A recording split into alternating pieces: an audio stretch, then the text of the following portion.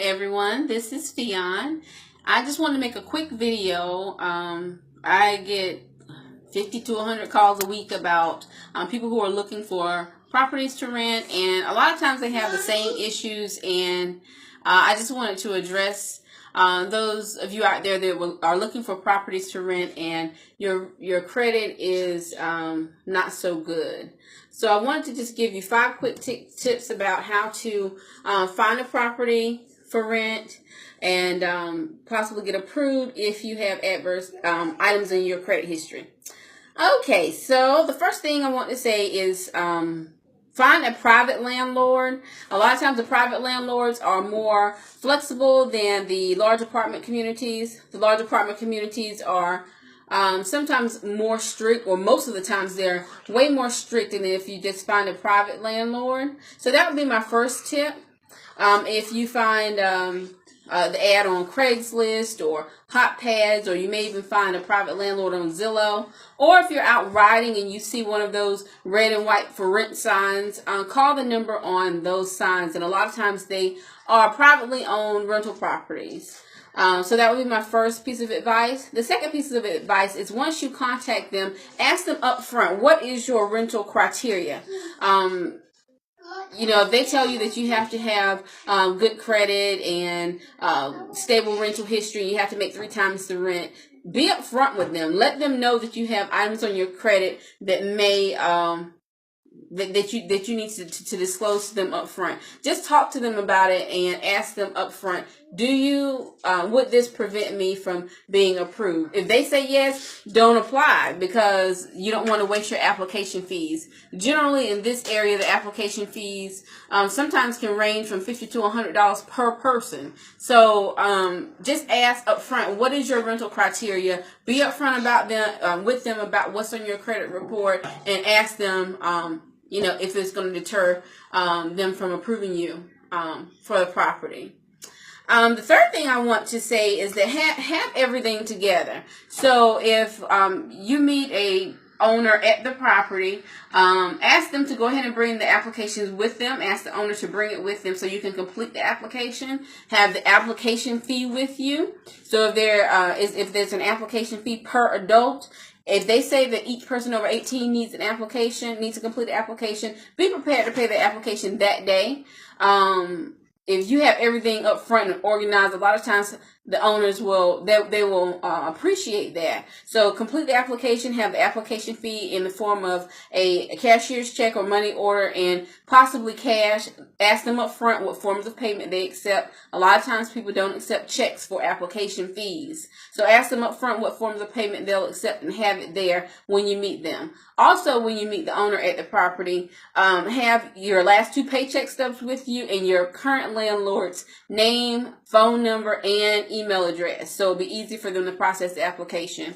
A lot of times it takes a long time to process an application because they are trying to get in contact with your current landlord, and you gave them a bad number, or they just are not able to make contact with your current landlord. And another thing that prolongs the process with approving applications is trying to get in contact with your employer. So that's why I said bring your last 2 paycheck stubs.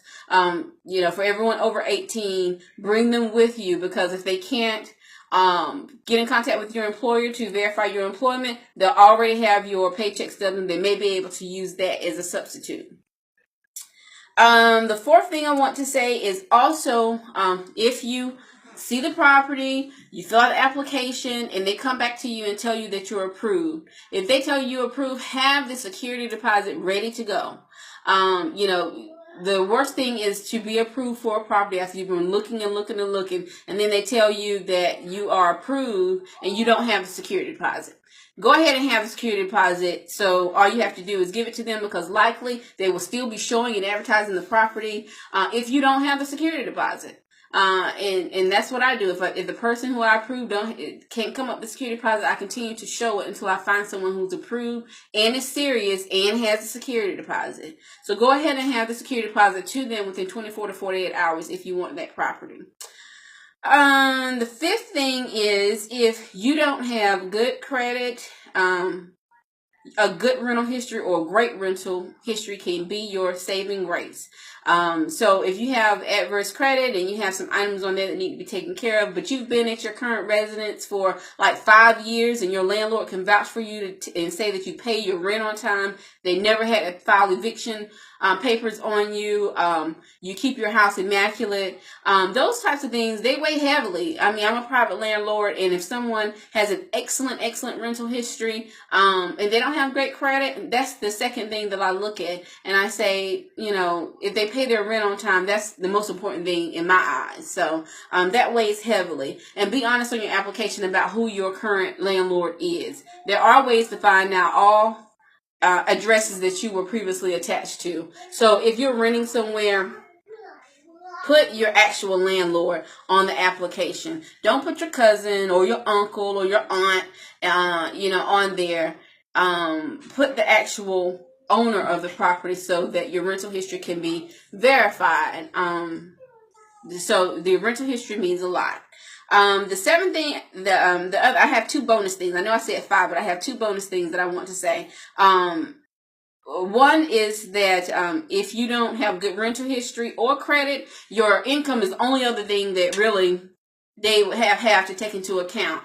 Generally in this area, the Raleigh-Durham area, a lot of landlords say you have to make at least 3 times the rent. So if that's the case, make sure if you're looking at a property that's $1,000, or actually if you earn $3,000, to make sure that the property that you're looking for is $1,000 or less, if you can find that. It may not be in a you know, the area that you want to live in, but there is a cost to pay for not having good credit and, you know, not having good rental history. So that's what I can say. Just make sure that you at least make 3 times the monthly rent for the property that you're looking for. The other thing I can say is if you don't have these items, if you don't have the good credit, you don't have the rental history, be prepared to pay more than the regular security deposit.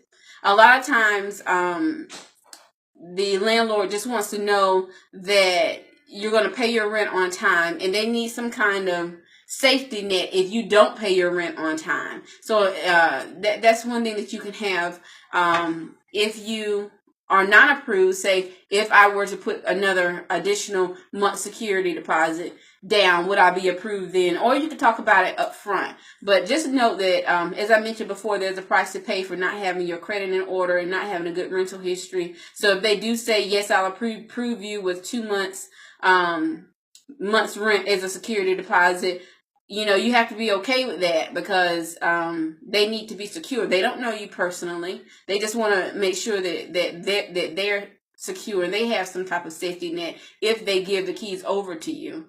So those are the items that I would say. I could go on and on as far as things that can help you get approved, but they'll start with those first. And hopefully I'll make another video and give you some more tips later on. But for now, that's it. Thanks. Bye.